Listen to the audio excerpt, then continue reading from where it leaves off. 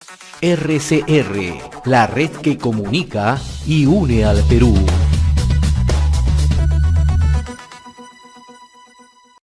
Vamos a conversar y le agradecemos como siempre la amabilidad que tiene con RCR al doctor David Tuesta, presidente del Consejo Privado de Competitividad, ex ministro de Economía y Finanzas. Qué gusto saludarlo, doctor Tuesta, muy amable como siempre, gracias por atender esta comunicación, muy gentil. ¿Cómo está, don José? Encantado. Gracias. ¿Cómo mira esta proyección de crecimiento económico a 1.1 al cierre del presente año, ¿no? La argumentación que ha dado el ministro Contreras es que la caída se debe a la conflictividad social de inicio del año, así como a los problemas climáticos, ¿no? ¿Cómo está analizando este tema? Bueno, en gran medida es explicado por esos dos factores, ¿no? Yo le añadiría uno más, ¿no? Digamos que sería la dificultad de generar expectativas alentadoras al sector privado, y no solo, digamos, por responsabilidad de este gobierno, que este gobierno tiene 7 u 8 meses en el cargo, ¿no? Sino por una trayectoria de más de 10 años en que los gobiernos no han estado haciendo su trabajo. Cuando hablo de los gobiernos, en realidad me refiero a todo el escenario político, ¿no? Que ha llevado a que tengamos muchos presidentes, muchos ministros, muchos directores cambiando de manera recurrente. Eso no ha permitido generar una planificación adecuada, no ha permitido que el Estado sea un socio válido para el sector privado, y es por ello pues que también nuestro espacio para seguir creciendo es bastante limitado, ¿no? El 1,1% que se está pronosticando para este 2024 se podría decir que es casi el mejor escenario que podríamos esperar, ¿no? Es un escenario, digamos, que puede cambiar radicalmente si es que las lluvias se adelantan, si es que el fenómeno del Niño empieza a mostrar algún tipo de aparición temprana. Puede variar si es que las expectativas tampoco no reaccionan como está esperando el gobierno. De hecho, muchas de las previsiones que están circulando de agencias, instituciones relevantes, están más apuntando al 0,5 que al 1,1. Pero el 1,1 es un escenario factible, sí es cierto, pero yo creería que está en el tramo más optimista. Ahora, con este índice y un poco para explicarle a la ciudadanía, a la opinión pública, no hay ninguna mejora en empleo, ni mucho menos en lucha contra la pobreza. En esto hay que ser realistas. Sí, con 1,1 no alcanza siquiera para compensar el crecimiento poblacional. Es decir, en términos de ingresos por habitantes, esto es básicamente que no se presente absolutamente mejoras significativas. Con ese nivel de crecimiento, eh, es imposible reducir la tasa de pobreza. Es más, la probabilidad de que ésta se pueda incrementar este año es alta, ¿no? Recuerden que hemos estado con una tasa de pobreza de 20% antes de la pandemia, subió a 30 en el año 2020, ¿no? Como consecuencia del confinamiento, luego bajó a 25,9. El año pasado, que crecimos 2,3, la pobreza subió a 27,5. Entonces, si este año vamos a crecer 1,1 o menos, entonces vamos a tener mucha dificultad para regresar a lo que el Perú era hace solo 4 años o 3 años, ¿no? Las previsiones que presenta el gobierno para del año 2024 al 2027 es de un crecimiento de 3%. Con un crecimiento de 3%, llegar o retornar a esa tasa de pobreza de 20% que teníamos antes de la pandemia, del actual 27,5, nos puede demorar 20 años. Es así, porque para reducir pobreza se requiere crecimientos, para reducirla rápido, ¿no? Crecimientos por encima del 5 o 6%, es más, creciendo al 6%, que es una situación ya que ahora vemos lejana, recién regresaríamos a la tasa de pobreza que teníamos en 2020 en 10 años. Entonces hemos tenido un retroceso muy fuerte en nuestra capacidad de generar desarrollo y bienestar como consecuencia de no adaptarnos rápidamente, de no poner nuestra economía en forma luego de esa situación terrible de la pandemia, ¿no? Ahora, el otro tema sobre el que usted también manifestaba iniciando esta conversación, la inversión privada va a caer 4.5%. Porque el gobierno, si bien es cierto, el gobierno tiene 8 meses de gestión, no tiene la capacidad de impulsar o generar este nivel de confianza que requieren los agentes privados para la inversión privada. ¿Qué es lo que está ocurriendo? Esta caída de 4.5% es una demostración. Yo le diría, don José, que en gran parte tiene que ver con nuestra pérdida de productividad, ¿no? La productividad que significa la capacidad que tiene el país para producir con la misma cantidad de factores, y básicamente refiriéndonos a la productividad laboral, no se ha hecho nada en todos estos años, toda esta década, para mejorar, por un lado, el capital humano en sus diferentes etapas, ¿no? También teniendo en cuenta educación superior, hemos tenido, como ustedes saben, unas reformas fallidas en el ámbito educativo que no han sido consistentes en el tiempo. Y por otra parte, un espacio relevante también de ganancias de capital humano se dan a nivel empresarial. Y las legislaciones laborales que están vigentes son demasiado rígidas, lo cual, es decir, que impide que las empresas pequeñas tengan incentivos de crecer en el tiempo, porque les es muy costoso contratar trabajadores, les puede costar hasta 100% respecto al ingreso que pagan en el segmento informal.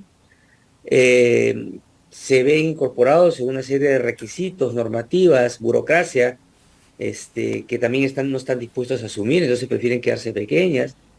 Y las ganancias de capital humano, ¿no? Que tienen las personas, que tienen las empresas también, se da cuando uno va ganando escala, tamaño. Entonces, si tengo yo a más del 90% de la población contratada o trabajando en unidades pequeñas de menos de 10 trabajadores, y la gran empresa, que sí contrata formal, pues a un nivel muy reducido, es decir, aquellos que tienen ese capital humano, entonces las ganancias de la gran mayoría no se pueden dar. Entonces, sobre eso, que demora tiempo en solucionarlo, no se ha hecho nada desde hace tiempo, y claro, es que ahí lo que se requiere son consensos, ¿no? Consensos entre el sector político, entre nuestra clase política, para ser realistas respecto a la capacidad y calidad. Luego, ya en temas de corto plazo, nos encontramos con problemas en el ámbito del Estado, ¿no?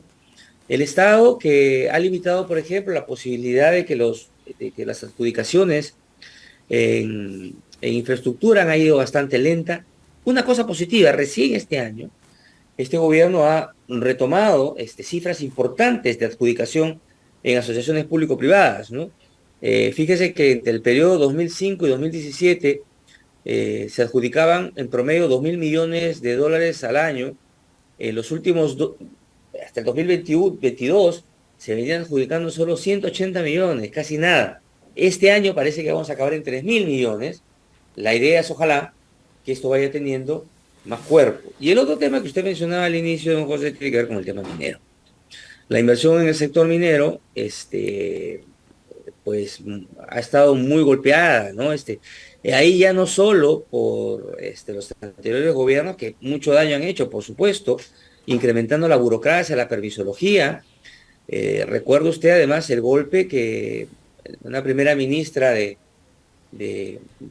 Pedro Castillo hizo cuando anunció el cierre de minas unilateralmente. Yo creo que eso ha golpeado muy fuertemente las expectativas y está costando recuperar, y más aún, cuando se quiere avanzar con proyectos y nos encontramos que el Estado no aprueba los proyectos, no aprueba los permisos con la celeridad y cumpliendo la norma, pero con la celeridad, porque se extienden hasta 4 veces los plazos que tienen, pues parece que esta inversión privada tan importante como la minera, que tiene 60.000 millones de dólares en cartera, pues parece que fuera el enemigo del país, ¿no? Cuando deberíamos acogerla y que invierta. En efecto, ¿no? Entonces, ¿por qué no tenemos esa capacidad? ¿Simplemente es un tema burocrático o es lo que falta decisiones políticas en el tema Eh, minero? sí, yo creo que es una combinación de ambas cosas. En la etapa actual yo diría que es casi decisión política porque lo que sucede es que el funcionario público tiene muchas dudas, ¿no? Muchos temores, ¿no? Porque teme a ser judicializado, ¿no? Por hacer sus funciones, por ser céleres, ¿no? Porque surgen siempre las preguntas de por qué has hecho ahora estas cosas tan rápidas. Las cosas demoran 4 años, ¿por qué lo haces en 2 o en 1? Parece que hay algo raro, ¿no? Entonces, el funcionario prefiere comportarse, no generar absolutamente ninguna duda, no se siente protegido por sus directores generales, por su viceministro, por el presidente del Consejo de Ministros, por el presidente. O sea, y ahí es donde vamos que la decisión política de arriba a abajo es importante, ¿no? Para apuntalar y acelerar estos temas. Por ejemplo, a veces nos encontramos con situaciones en las cuales ya se han cumplido los plazos y de repente falta la consulta a algunas comunidades y las comunidades no quiere aceptar la consulta. Entonces, de acuerdo a ley, eh, ¿cómo se llama? Ya debería darse por aprobado, digamos, expediente, pero no quieren hacerlo porque tienen temor, ¿qué van a decir? ¿Qué va a pasar? Vuelven a consultar, reconsultan, le dicen no, no, no, y esto se va extendiendo en el tiempo. Entonces ahí, por ejemplo, falta alguien de más arriba que dice, bueno, la decisión política es que ya, miren, la ley dice esto, estos señores no están acá, entonces tenemos que proceder, claro, inteligentemente, ¿no? Digamos, hay que tomar las medidas del caso, ¿no? Ser proactivos para evitar que se generen temas de conflicto. Ahí también hay un problema, no hay proactividad para solucionar conflictos, ¿no? Se espera que surjan en vez de anticiparse, en vez de atender las promesas del Estado, sobre todo, con alguna de estas zonas que no se han cumplido y gran parte de las protestas que se generan de acuerdo a las estadísticas se deben a promesas incumplidas por parte del Estado, que se compromete a lo que no va a hacer o se compromete y luego nadie le da seguimiento a esa promesa. Ahora, yo quiero citar lo que usted dice en su reciente artículo en el diario Gestión, que me parece bastante relevante. Dice, maltratar a la inversión minera sabiendo que trae una cartera de 60.000 millones de dólares que mejoraría radicalmente nuestro perfil de crecimiento no parece tener ningún sentido. Y además, desde el Consejo Privado de Competitividad, ustedes están proponiendo que se cree una ventanilla única para la flexibilización, para buscar que facilitar estos problemas, ¿no? Entonces, si hay mecanismos que se pueden aplicar, la gran pregunta que surge en medio de esta crisis, ¿vamos a seguir simplemente soportándola o tenemos los mecanismos como generar inversión lo más pronto posible? Mira, los mecanismos están ahí. Yo creo que en las condiciones actuales lo que fundamentalmente se requiere son decisiones políticas. Fíjate ese ejemplo que acaba de comentar de la ventanilla única. Esta ventanilla única no va a funcionar si eh, su implementación, su puesta en marcha, es empujado desde los funcionarios, ¿no? Desde abajo, y, y estar empujando para que los de arriba hagan las cosas. Este tipo de coordinación es un esfuerzo importante, porque una ventanilla única implica poner en coordinación a varios sectores, direcciones, a personas, no es fácil, ¿no? Solamente va a funcionar si alguien desde arriba está detrás, empujando, siguiendo, tomando nota, cambiando gente, si es que no está haciendo lo que se requiere, ¿no? Esto es lo que yo creo que se necesita ver con urgencia. Yo no quiero ser también imprudente y decir que eso no existe. O sea, vamos a ver, son pocos meses lo que han pasado. Pero en las condiciones actuales, pues esos meses valen oro, ¿no? Entonces, yo creo que el proceso de afiatamiento, de acomodo, ya se ha excedido, ¿no? Por parte de las altas autoridades, ¿no? Acá me refiero ya directamente a la presidenta y al presidente del Consejo de Ministros, que son los que deberían empujar y estar detrás de esa agenda. La agenda no es solamente de política con el Congreso, de negociación, la agenda también es de política pública, ¿no? De hacer política y de tomar decisiones. Y yo creo que, por ejemplo, grandes iniciativas o programas como el que tiene el Ministerio de Economía y Finanzas, que yo creo que está haciendo su trabajo dentro de lo que le toca, requieren el apoyo desde arriba, porque como usted sabe, las decisiones económicas no solamente se toman en el MEF, hay carteras que tienen un buen manejo presupuestario e impacto productivo, como transporte y comunicaciones, vivienda y construcción, educación, tiene también una inversión importante de recursos. Luego hay sectores, digamos, que son importantes en los permisos, ¿no? Para acelerar la inversión, como Ministerio de Ambiente, Ministerio de Cultura, Energía y Minas, ¿no? Entonces, claro, estos tienen su espacio, pero tienen espacios que son determinantes para generar economía. Entonces, el MEF puede estar diciendo las cosas van por este lado, pero ¿qué pasa si las otras cabezas no están moviéndose al ritmo que está moviéndose el MEF? El MEF está moviendo a muy buen ritmo. Entonces se requiere ya el mando, no solamente el mando, el control y estar detrás por parte de presidente, presidenta y presidente del Consejo de Ministros. ¿Cuáles son las consecuencias si es que no tomamos medidas rápidas? ¿Qué consecuencias podemos tener, doctor David Tuesta? Sin caer, naturalmente, en el alarmismo, pero sí en el terreno realista, ¿no? Bueno, fíjese que ya nuestras aspiraciones de crecimiento ya han bajado, ¿no? Lejos estamos de crecer, como le decía, 6, 5%. Claro. Las propias proyecciones del gobierno ya señalan que para el 2024, el 2027, lo máximo que esperamos crecer es 3%. ¿Ya? Y ya le comentaba que con 3% nos vamos a demorar 20 años Así es. en reducir a tasas de 20%. Entonces, hoy ese 3 máximo que estamos observando también suena un poco lejano, ¿no? Después de los crecimientos que hemos venido observando. O sea, como también el pasado nos hace convencernos de que, oye, más bien estamos yendo para abajo, no para arriba. No vemos claras señales de que pueda siquiera superar el 2 del año pasado, 2,3. Lo peor que nos podría pasar es eso, ¿no? O sea, que nos demoremos más en reducir pobreza. Y claro, este ejercicio de crecimiento, pobreza, es un ejercicio teórico e incompleto, porque lo que se deriva de estas dificultades de bajar pobreza es insatisfacción en la gente, insatisfacción en las calles, insatisfacción en la política, e incluso impactos no difíciles de predecir en el ámbito de las elecciones del 2026, siendo optimistas de que lleguemos hasta el 2026. Yo creo que hay una probabilidad que sí, que podamos llegar, pero hasta hace poco andábamos en dudas, ¿no?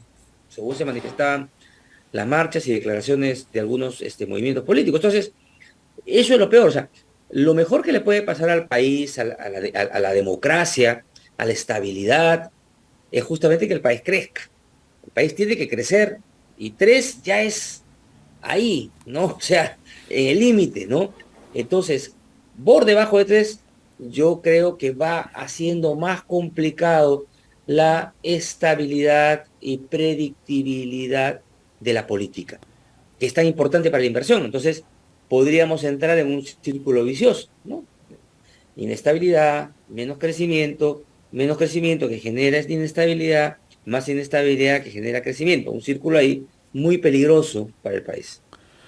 Muy bien, doctor David Tuesta, como siempre muy reconocido por esta comunicación a través de RCR, Red de Comunicación Regional. Ha sido un gusto dialogar con usted, como siempre, muy amable. Muy amable, don José, un saludo a toda su audiencia. Gracias. Conversamos con el doctor David Tuesta Cárdenas, presidente del Consejo Privado de Competitividad y ministro de Economía y Finanzas, analizando la situación económica actual en el país. RCR, la red que comunica y une al Perú.